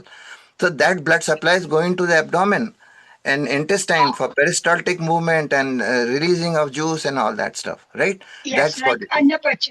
अन्न पाचनसाठी ते एनर्जी यूज होते त्याची. म्हणून वज्रासनात बसायचं असते. म्हणून आपल्या संस्कृतीमध्ये मांडी मारून जमिनीवर बसून जेवायचं पद्धत आहे. हो पद्धती आहे. हो हा काय हो why it is like that? Because when you are putting with your leg crossed like this, the blood हा supply is basically heading towards your intestine and everything. पोटात तसं. येस आणि जर सपोज तुम्ही उभं राहून खाणार तर what is happening? The blood supply is going to the legs. And if you are yes sitting on the chair and hanging your leg like this, still same thing is here also. So yes our शास्त्रामध्ये एक एक गोष्टी इतकी सुंदर आहेत की it is हो सो scientific, it's unbelievable. Yes की पाचही बोटं मिळून जो आपण घास घेतो हो त्याच्यात हो सुद्धा तत्व आहे. पाचही हो हो बोटं म्हणून आपण हाताने जेवतो काट्या चमचांपेक्षा. एकदम करेक्ट. Correct correct. पंचप्राण ऍक्टिव्हेट होतं त्याच्याचमुळे स्टार्टिंग मध्येच पंचप्राण ऍक्टिव्हेट झाले. येस येस आणि आणखीन हे एक मुद्रा प्रश्न आहे. आहे, मुद्रा आहे हे सगळ्यांची. हा ऑल द हो प्राण मुद्रा इज दिस. येस येस आणि अगदी बरोबर आहे. आणि आम्ही तर तसंच अगदी ब्राह्मण घराण्यात ट्रॅडिशनल वे म्हणजे जन्मलेलो आहे त्यामुळे हो हो सगळे संस्कार झालेले. तिसरा प्रश्न असा आहे, मी काही अगदी इतकं भयंकर गंभीरतेने किंवा सखोल योगासनाचा अभ्यास नाही करत आहे, पण व्यायाम म्हणून नियमित करते. 60 मिनिटं म्हणजे 1 तास तरी असतो माझा. छान आहे, पण छान आहे. जितकं आणि पॉसिबल आहे तितकं करा. हो पण म्हणजे वयाचं 74 जरी वर्ष तरी माझी बॉडी खूप फ्लेक्झिबल आहे. अजून मी गुड करू गुड. शकते. दादाला पण अजून सांगा. दादाला दादाला पण आता सांगा. त्यांनी नाही आता सुरू केलंय श्लोक नंतरचे हा हा. गोविंद पुष्कळ दादाला म्हणजे पण सांगा, त्यांना पण करायला तेच एनकरेज करा गोविंदच थोडं. म्हणते मी. गोविंदच सांगते त्यांनी आता आयुष्यात पहिल्यांदा सुरुवात केली श्लोक गुड नंतर गुड. व्यायामाची. हा आणि हा आता तर चालायला फिरायला पण लागलेत हळूहळू. खूप हळूहळू चालतात पण हो हो भोवती घराभोवती. बरं तिसरा प्रश्न मला असा आहे की की मला 7 तासाची झोप कितीही थकली तरी पुरे होते. म्हणजे आपोआपच जाग येते वगैरे अशी कधी कधी. हो आणि हो. पण खूप वेळा अशी म्हणजे अ, थकलेली नाही म्हणता येत मला, पण सोर होते मी लवकर. काय हा करावं त्याला. हळूहळू ब्रीथ करा, जा डीप ब्रीथ हा करा बस. बरोबर. डीप ब्रीदिंग हळूहळू, बस त्याने चांगलं होतंय आपल्या होणार. किंवा मग 1 दिवस आड केला व्यायाम तर एक दिवस म्हणजे आड सोर पण करू नसला. शकता. करू शकता. म्हणजे थोडं थोडं सोर करायचं, नसला. थोडं हा थोडं करायचं. काय म्हणायचं, का मतलब आहे याचा अर्थ आहे की हा एक पॉपकॉर्नचा बॅग तुम्ही घेतला आहे. You have taken a one bag of popcorn and it takes 3 minutes 33 seconds to make a whole big this thing come out of popping. Yes full popping bag. Yeah. तर 3 minutes 33 seconds. So suppose if you do 30 seconds and then stop and then hang out around and then do 30 seconds and stop. That way you add up to 3 minutes 33 seconds. You have given exact amount of time, but nothing has popped. त्याला You see that? Interval You see करू that? का. So you have to continue the practice so that it will happen. Otherwise, what will happen? If you do practice, it comes down again pop, zero pop. Then you again put the Yes. amount, and then again the effort is lost every time when you don't do it. That's why it is necessary to do it, even if it is little bit. You don't have to do 1.5 hour. Like Praveen does 1.5 hour of dhyan and meditation and yogasana and everything. Maybe 2 hours, I would say. Praveen does a massive, heavy duty. He is so dedicated. Okay. So that may sometimes it is not possible to a lot of people, whole lot of people. Yes, no, not possible because of life stuff is taken away the time basically. Survival time Yes. मध्ये चालू आहे ना आपला. Anyway, if you do it, even if it is 15 minutes, do it.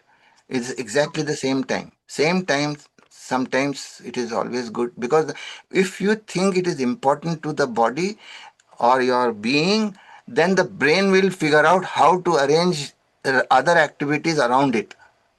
That is the power of what you do that discipline, the yama that is what it is all about.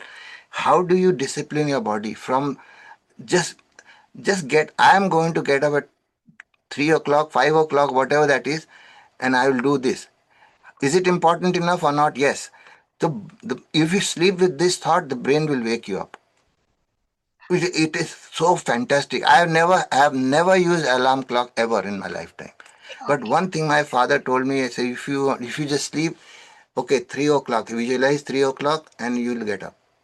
And it's 100% right. In fact, never 1 minute before or after, just on the dot. Somehow I don't know why it works. It works because if it is important to me, yes.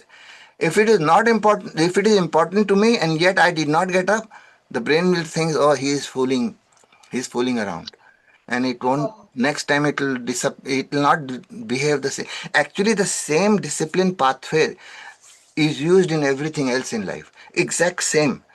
Getting up in the morning and doing research in the laboratory or writing a program or being a good doctor, it is using the exact same pathway that you have established while you are just said, okay, I want to get up in the morning. That pathway itself is used for every other disciplined activities.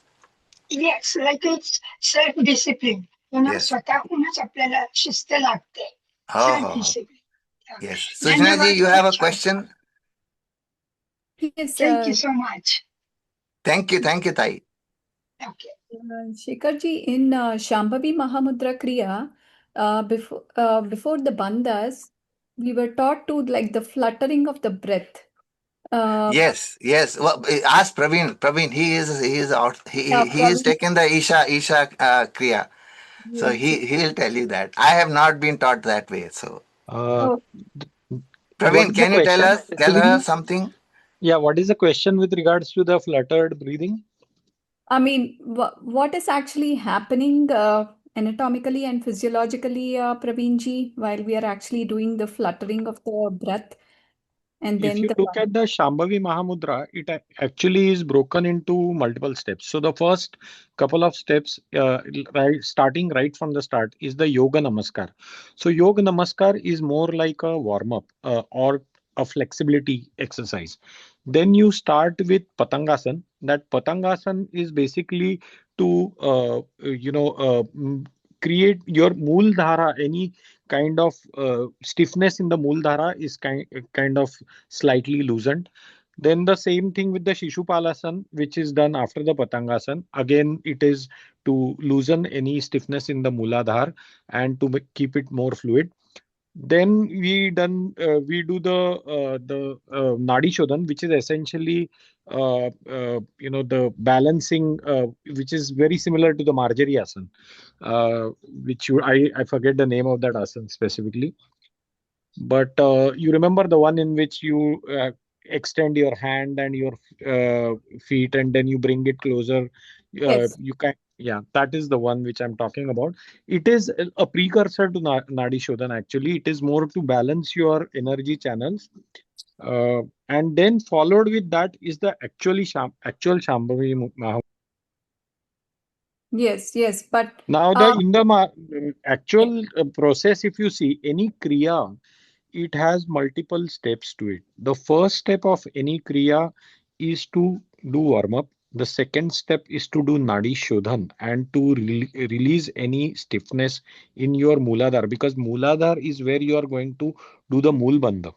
So if you have any stiffness there, you will not be able to effectively do it.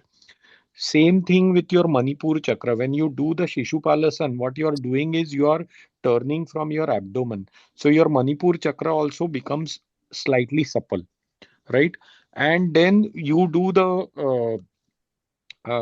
that asan which we just spoke about. That is again to release any stiffness Nadi around your Vibhajan, throat. Nadi Vibhajan we do, right? That Yeah, Nadi Vibhajan. You're right.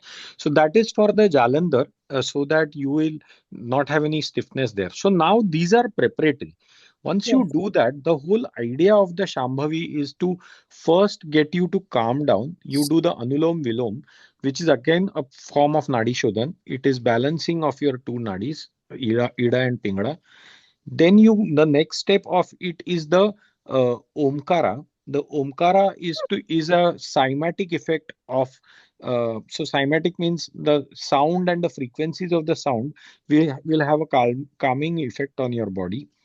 And then you start with the fluttered breathing. The whole idea of fluttered breathing is to stop your noise in your mind. And if you will notice, when you are doing the fluttered breathing, you are actually you are doing all, it can go as high as 14 breaths in a second, is what Sadhguru says. But I've not been able to get to that stage. But the whole idea is when you're doing it so fast, you are actually focusing on that breath. So then, see, where your attention is where your energy is. The whole idea we suffer, the human race suffers, is because any thought that, first of all, thoughts don't are not created by yourself. So what happens is they are cognized. When they are cognized, you put your attention to that thought, and that's how you go through various emotional cycles of anxiety and all that. Now when you're doing that viparit shwasa, what is happening is, because you are breathing so fast, your focus, and it is not easy to do, you will probably agree with me. It is only to be done for 2 or 3 minutes, but your attention is rapt attention on the breathing. The moment you finish that, you are immediately doing the three bandhas, one after the other, right? Yeah. So that is where your noise levels is zero. You immediately do the bandha. So what you're essentially doing is your cerebrospinal fluid is pushed up suddenly at a high speed to all the way to your prefrontal cortex. You hold it for some time, and then you release those three locks in the reverse order. And once that is done, then you are supposed, like Dada mentioned, you are supposed to sit in meditative state for 6 minutes. So Yes, that's yes. the entire process and the effect on the body that each one is having. Yeah, so like you mentioned, the CSF, the cerebrospinal fluid is going up. I mean, meaning the energies are going up and up in the fluttering of the breath, or during the No, bandha, they are going. during the bandhas, they are going. When you are actually doing the fluttering of the breath, all you are doing is you are channelizing your entire attention to your breath. So you're reducing the noise of your thoughts. Oh, okay, okay, okay. And also the Kundalini, is it related to the Kundalini energy awakening during that time? Like the fluttering and the bandhas together, do they arise the Kundalini? And that is what is meant by you telling me like about the CSF going up. Is that? Kundal, Kundalini specifically, as I understand it, again, it is a very big topic. But as I understand it, is what happens is when your CSF goes up in a very specifically targeted manner, it is the bandhas are like a pipe. So if you're watering your plants, if you constrict the pipe, what happens is the water gets thrown at a higher speed, right? That is exactly what you're doing with your CSF. When you do the bandha, you're half constricting your specific the channel of energy. When that happens, your CSF is pushed upwards. They say, and this again, I am not I have not experienced Kundalini or anything of that sort, but what I understand is there are specific crystals near your pineal gland, and those crystals, when they are compressed, they release a high amount of melatonin, which gives you mystical experiences, hallucinatory also in nature at times. So that is sometimes referred to as Kundalini. But then again, in various books that I have read, Kundalini experiences are of various different types. This is just one that I gave example of. So again, going back, I think Kundalini is not the whole idea of doing these practices is not to get one off mystical experience, but the idea is to entirely elevate your lifestyle and your thought process. Basically, what is happening on a day to day basis is we are always seeking either pleasure or we are avoiding suffering, and we are in that cycle all the time. But when you do kriya yoga, what it forces you to do is you stop being a slave of your limbic brain. You start focusing, giving more focus to the prefrontal cortex, because of which, and that is exactly what is happening with Shambhavi Mudra or Mahamudra. The whole focus comes on your prefrontal cortex, the noise reduces, and you are living a much more aware life instead of an unconscious life. Didi, in my mind, I think that is a very big plus, because otherwise we are always tormented with our thoughts. Yes, yes. And also Sadhguru talks about all this process is trying to create a distance between your mind and your body which is, he Perfect. mentioned of his videos, right? Not trying to identify it. Like Yes. one of the persons, she asked, like, my thoughts are coming, and Sadhguru gives the answer. Just like your kidney, your stomach, your heart is functioning, your mind is also functioning. What is your problem with your mind? You have Exactly.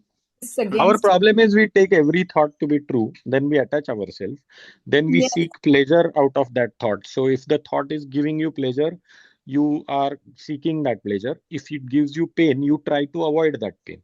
So actually, I had that similar question which she asked. It was bothering me so much like few years ago, and then after listening to this Sadhguru's video, every time the thought comes, then Sadhguru video also comes to my mind saying that what is your problem with your mind? Just because after I heard that, then that question subsided in my mind. So so, that so actually wonderful. me. And the other thing is, Shambhavi Mahamudra Kriya, Sadhguru stresses on the consistency of the practice every day. But we miss, at least I'm not very consistent with my practice. I try to be consistent but not very consistent.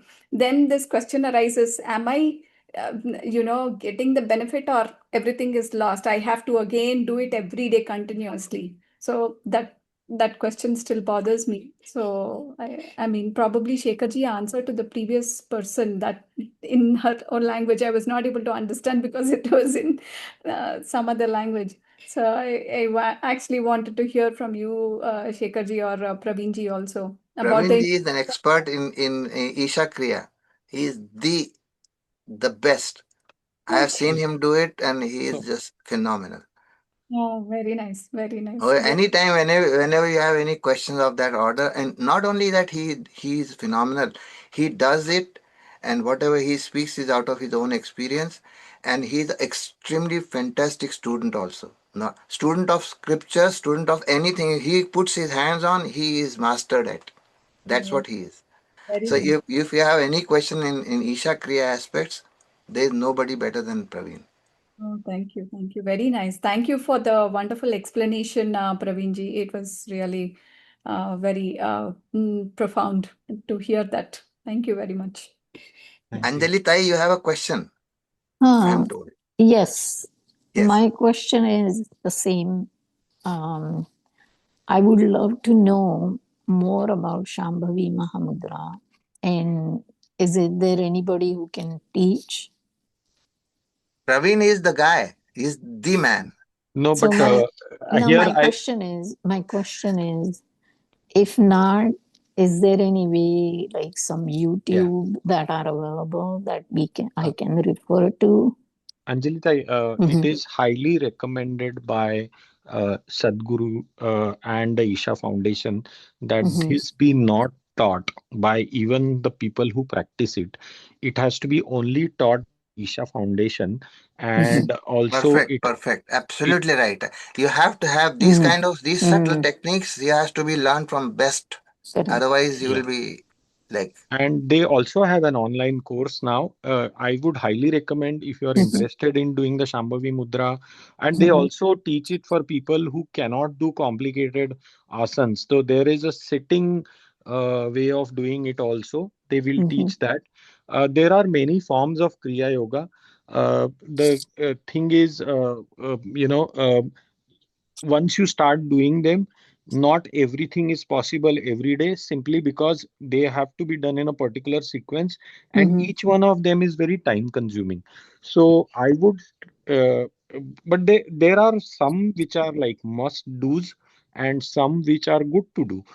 So on a Saturday or a Sunday when you have enough time, you could do all of them, but in mhm, certain days the Shambhavi Mahamudra and the Surya Kriya are two that I strongly recommend people to do.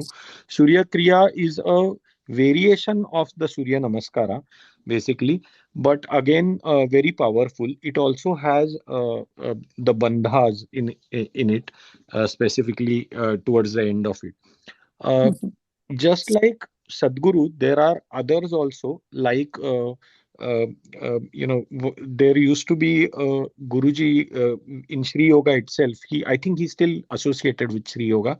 His name is Yog Pratap, and Swami Yog Pratap from Badlapur, and he is also a very good teacher of Kriya Yoga. Other than that, there is also, if you are in the US or in India, uh, Yogi Paramhans Yoganand, he learnt it from Lahari Maharaj, and his specific Kriya Yoga teachings are also available. But again, you have to get initiated in their program. I know of one teacher who is in the US, but in India, you should be able to easily learn it because they have quite a few teachers of that. So based on what your interest is, how deep you want to go, and from whom you want to learn, and how much can you do on a continued basis. Because Mhm. learning all this is one thing, but it will take you hours to do. For example, there was a point when I was doing 2.5 hours of Kriya Yoga every day. Now along with some of my other activities, it was humanly not possible to spend so much time when you're working and all that, right? So Correct, I had to cut it down to the bare minimum, which is what I'm doing right now. correct. Because Beautiful, when Praveen. Very nice. even when I learned the yoga, it's not like I was told to do for 2 hours. I was told don't do anything more than 20 minutes, and then 20 minutes do the meditation or shavasana. So shavasana is equally important, I was told. So I understand completely because I knew about it, but I never dared to do it or learn it. But first time I heard today from Shekhar ji about the Shambhavi, and I said like, "Ooh, I need to find out more." But Nice. thanks very much for your detailed In Anjali Tai, in information. Shambhavi, one should never experience pain in the head. Mhm. If that is happening, you are doing Correct. something wrong. So what you would do is, if when Sukhasan, you it learn has to also, be all just asanas. general attention on your forehead, not straining your eyes. Of Correct, course, that is the exactly process is correct, doing that, but should not have correct, excessive pain in the head. That's all. correct. Sukhasan. Every asan should be Sukhasan. Yes. Yeah, that's a trick of it. Yes. Thanks. Thank you very Thank you, much. Anjali Tai. Thank you so नमस्कार much. Shekharji. एक Namaste. छोटासा प्रश्न आहे पुन्हा. हो. खूप मी भावना बोलतेय. हो. खूप वेळ झाला, पण मला काय म्हणायचं आपल्याला, या सगळ्या योगासनांमध्ये वर्टिगोसाठी काही आहे का इलाज? कारण की मला शवासन मी एकदम खाली फ्लॅट जमिनीवर किंवा आसनावर भ्रामरी करा ना, योगाच्या. Bhramari is good for vertigo. Okay okay, आहे मला भ्रामरी माहिती आहे. बस तेच करा.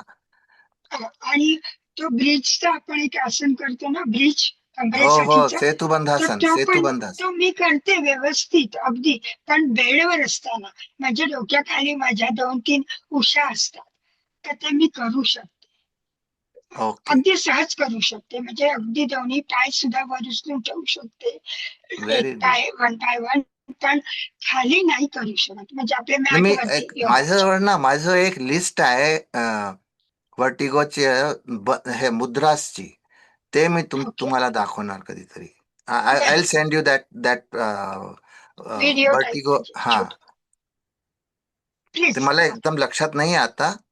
वर्टिगो इज बेसिकली उडान वायू ची काही एक ते आहे आपलं. हे आपल्या हस्तमुद्रा आहेत, ते मी तुम्हाला दाखवतो. त्यांनी पुष्कळ भलं होते लोकांचं. Okay, thank you so much. बरोबर. I will send you that. Okay okay, खूपच सविस्तर माहिती मिळाली, खूप छान वाटलं. थँक्यू. नमस्कार, शुभरात्री. हो, नमस्कार. Doctor, Rao, you had a question. I thought you had a question. No, he's not. Okay, never mind. Oh, that was, I think, Dad, he raised his hand, but then I think his question got answered. Got answered somewhere. Praveen must have answered his question. Very good. So, are we done? I think if there is no more question, I think I should. Sorry, Shekhar ji, I was trying to unmute and it is going somewhere with my phone. Unfortunately, it was going somewhere.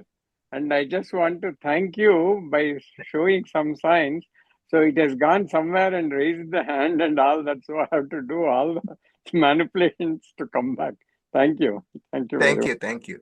Thank you, thank you. Okay. So are we done? Om Purnamadah Purnamidam Purnat Purnamudachyate Purnasya Purnamadaya Purnamevavashishyate Om Shanti Shanti Shanti Sarve Bhavantu Sukhinah Sarve Santu Niramayah Sarve Bhadrani Pashyantu Ma Kaschid Dukkha Bhag Bhavet Asato Ma Sadgamaya Tamaso Ma Jyotirgamaya Mrityorma Mritangamaya Om Shanti Shanti Shanti. Thank you all so very much for hanging till now. People are hanging out. My हो goodness. ना 10 Thank वाजले you आणि very much, Shekharji. So nice. Thank you. शुभरात्री Thank Thank you. सगळ्यांना शुभरात्री सगळ्यांना नमस्कार नमस्कार नमस्कार. Thank Thank you. you very much. Thank you. Thank you Thank very you Praveen भाई. बहुत बहुत अच्छा है आप आए. Thank Anand you uh very गया much. आपके आने से. Namaskar. Nee, thank you, Dada. Thanks for having me. Thank you. Thank you so much. Thank you. Yes. Thank you, Praveen ji, too. And thank you, Shekhar ji. Shekhar ji, thank you. Thank you. Thank you so much.